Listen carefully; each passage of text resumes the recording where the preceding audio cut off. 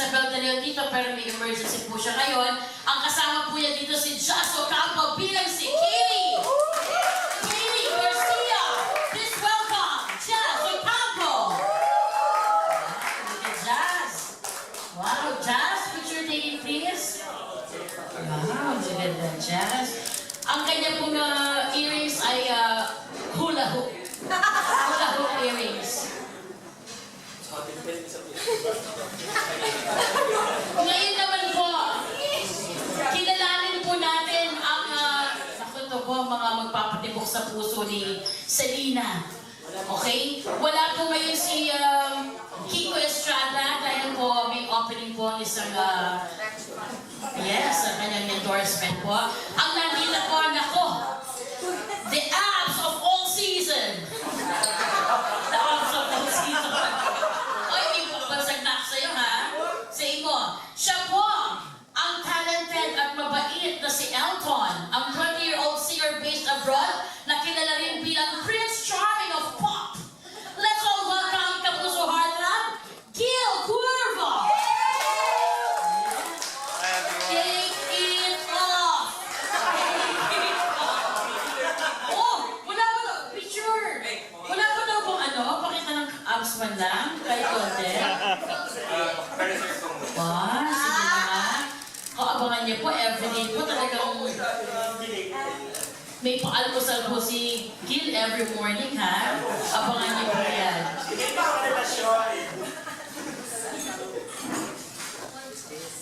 Thank you. Salamat po. Basura.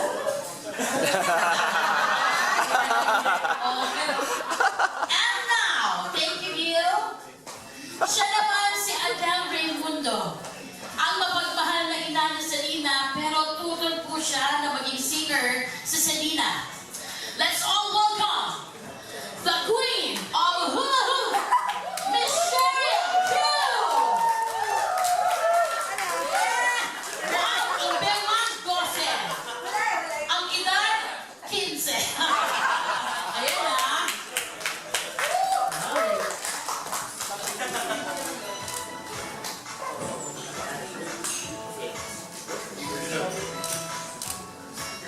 Pag-dibo yung music. Pag-dibo. Okay, maraming salamat po. Si Cheryl. And now, please drink water and hold your breath. Wait! Wait! I'm a boxer.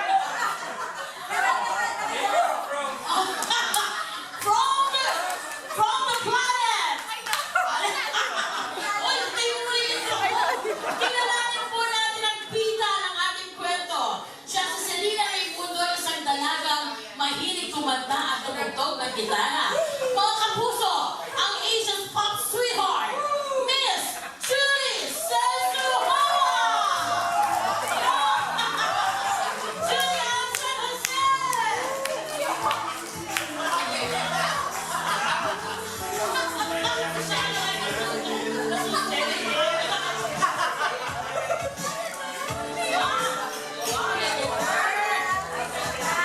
Wow, the cleavage!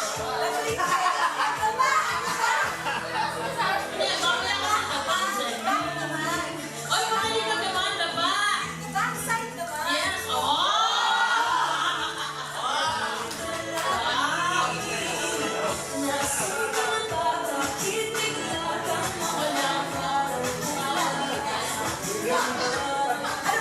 Thank you, Julie. My Guitar Princess, malapit na po yan. I'm very, very excited kasi po, finally, mapapanood din na po ang story ni Selena, ng ang kanyang mom, and syempre, yung, basta may kanya-kanya po kami mga stories dito.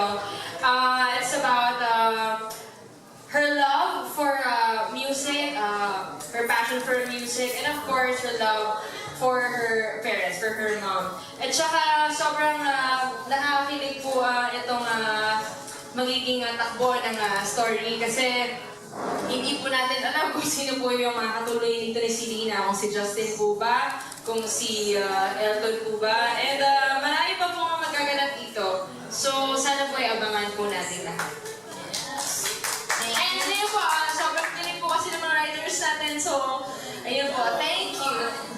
Uy! Uy, totoo naman yan. And thank you, GMA again. Public Affairs, maraming salamat po dahil ako po yung napili ninyo bilang dito. Ako, kaya ba? Ako kanina po, wala akong tigil po kasi si Julie kanina po after the press con ako, tatad naman po siya ng interview. Ngayon pa lang po siya nakaupo. Ikaw na tanongin kita. Ako yung gitara. Okay, guitar princess, pero si Ate Ray daw po yung guitar. Pero may pangalan ni gitara. May pangalan guitar, Bob. Ano po? Si Bob. Oh, yes, si Bob. Bob yung pangalan ng Abangan guitar. ko ba? Si Bob. Yes. Bakit si Bob? Oh. Pag-release mo sa ito, friends. Anak ba ko yung gitara? Si Bob pala. May hidden message. Ayun. Okay, thank you, Julie Ann. Monica? Hello po, magandang hapon po sa inyong lahat. I will play the role of Britney naman po dito. Best friend po ako ni Selena, na si Miss Julian San Jose. Yun po, medyo ups and downs po kasi ang emotions dito dahil may drama po tayo, meron din pong happiness. Bali, ako po ang magbibigay ng kasiyahan at positivity sa buhay po ni Selena.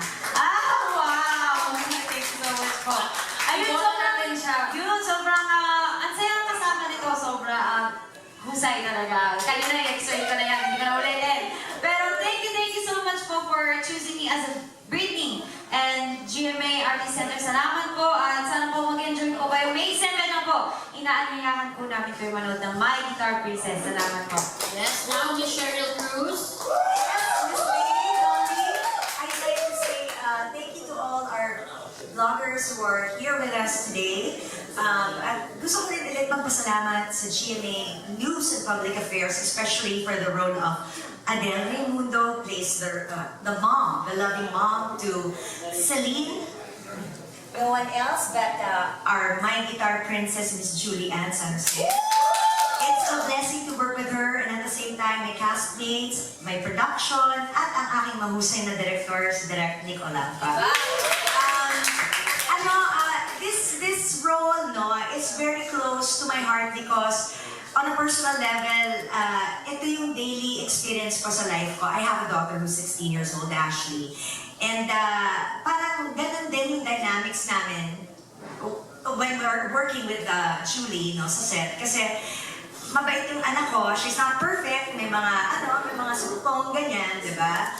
Hindi naman lahat alam ng magulang, di ba? Kung ano yung mga ginagawa, di ba? May mga activities with a best friend, pero positive things naman. And at the same time, I'm proud because sa totoo lang, matalino si Julie. My daughter is an honor student in school, so those things make them similar. Not only that, they have big dreams.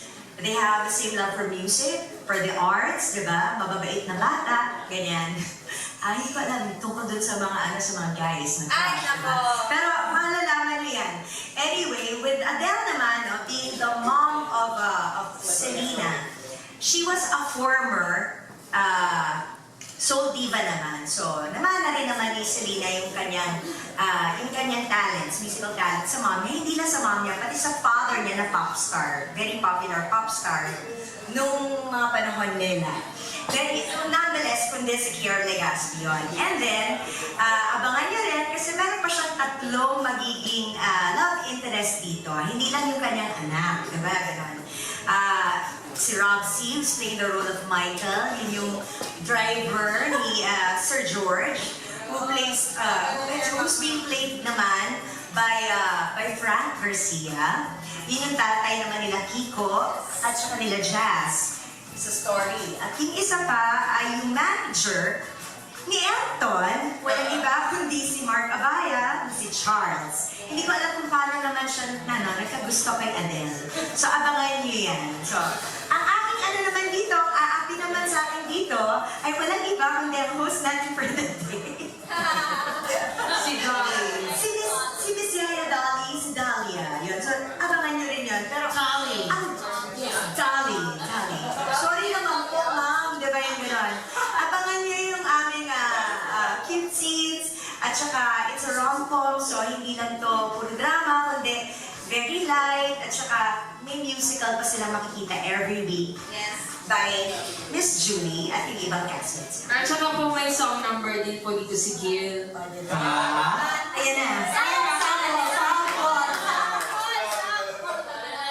Ay, sorry, sinabi ko pala. Isa pa, Julie, kailangan abangan nila yung ano natin, yung eksena na may face mask. Abangan nila yun. Yun! Nakakatawa yung classic eksena. Nag-uusap kami dalawa ng anak ko, may face mask kaming dalawa. Oh, yung seryoso yung pinag-usapan ka na face mask. Natawag kita. Very millennial. Jazz. Thank you, Michelle. Yes. And now, Jazz. Jazz, are you here?